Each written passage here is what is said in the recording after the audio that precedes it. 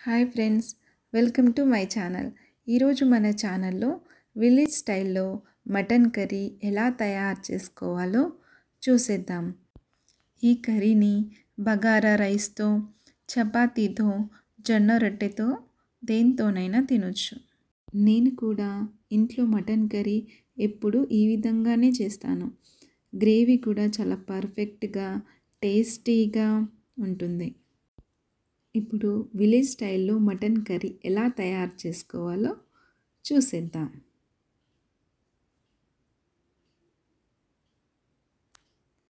ముందుగా stove on చేసుకొని pressure cooker పెట్టుకొని 4 to 5 టేబుల్ స్పూన్ వరకు ఆయిల్ వేసుకోవాలి.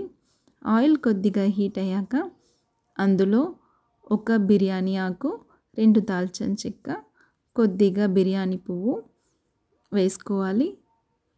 1 కప్ చాప్డ్ ఆనియన్స్, చిన్నగా తరిగిన ఆనియన్స్ని వేసుకోవాలి. అవి గోల్డెన్ బ్రౌన్ కలర్ వచ్చేంత వరకు ఆయిల్లో మంచిగా వేగనివ్వాలి. కొద్దిగా పుదీనా, కొద్దిగా కరివేపాకు, 1 స్పూన్ పసుపు, పచ్చి బిర్యానీ ఆకు ఒకటి, 1 టేబుల్ స్పూన్ అల్లం వెల్లుల్లి పేస్ట్ వేసుకొని బాగా కలుపుకోవాలి. ఇలా కొద్దిగా గోల్డెన్ బ్రౌన్ కలర్ వచ్చిన తర్వాత అందులో మనం ముందుగానే కడిగి పెట్టుకున్న మటన్ని వేసుకోవాలి. నేను ఇక్కడ మటన్ 750 గ్రామ్స్ తీసుకున్నాను. మంటని స్లో ఫ్లేమ్లో పెట్టుకొని మటన్ని ఒక 5 మినిట్స్ వరకు ఆయిల్లోనే మంచిగా ఉడకనివ్వాలి. నార్మల్ మూత పెట్టేసుకొని ఒక 5 మినిట్స్ వరకు అలాగే ఉంచుకోవాలి. ఇప్పుడు మనం ఈ కర్రీకి కావాల్సిన మసాలాని తయారు చేసుకుందాం. ఒక ప్యాన్ పెట్టుకొని అందులో కొద్దిగా ఆయిల్ వేసుకొని ఎండు కొబ్బరి చిన్నగా తరిగి వేసుకోవాలి. 1/2 టేబుల్ స్పూన్ మెంతులు,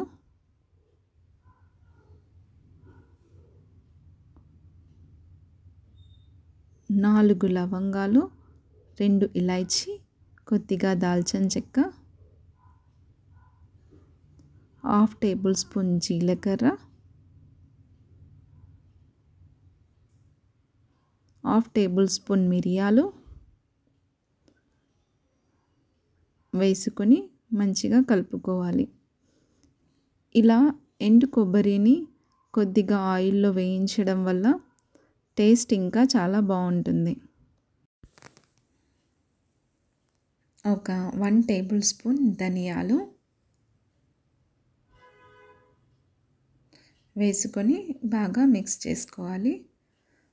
కొద్దిగా ఇలా గోల్డెన్ బ్రౌన్ కలర్ వచ్చేంత వరకు వేగనివ్వాలి. ఇలా వేగాక మిక్సీలో వేసుకొని దాన్ని పౌడర్ చేసుకోవాలి. అదే ప్యాన్లో ఇంకొద్దిగా ఆయిల్ వేసుకొని అందులో 3 బిగ్ సైజ్ ఆనియన్స్ని నార్మల్గా పెద్దగా ముక్కలుగా కట్ చేసుకొని ఆయిల్లో కొంచెం వేగనివ్వాలి. ఇలా ఆయిల్లో బ్రౌన్ కలర్ వచ్చేంత వరకు వేగనించి అదే మిక్సీలో వేసుకొని 2 కలిపి పేస్ట్ చేసుకోవాలి. ఇలా పేస్ట్ చేసుకొని పక్కన పెట్టుకోవాలి.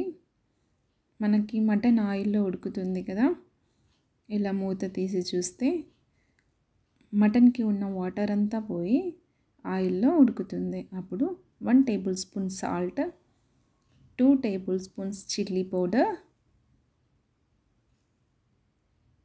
వేసుకొని బాగా మిక్స్ చేసుకోవాలి.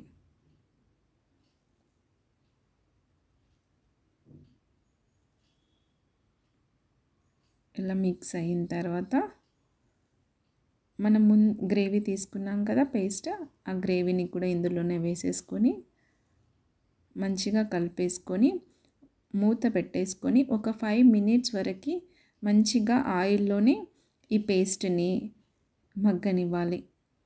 మాడకుండా మంటని స్లో ఫ్లేమ్లో పెట్టుకోవాలి. ఆయిల్లో మంచిగా ఉప్పు కారం ఈ మసాలాలు వేగిన తర్వాత అప్పుడు మనం వాటర్ యాడ్ చేసుకోవాలి ఇందులో. చూడండి ఆయిల్లో మంచిగా బాయిల్ అయింది కదా. ఇప్పుడు మనం ఇందులో వాటర్ వేసుకుందాం.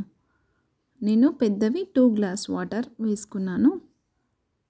మనం మిక్సీ పట్టుకున్నాం కదా, వాటర్ని ఆ మిక్సీలోనే వేసేసుకొని అదే వాటర్ వేసేసాను ఇందులో.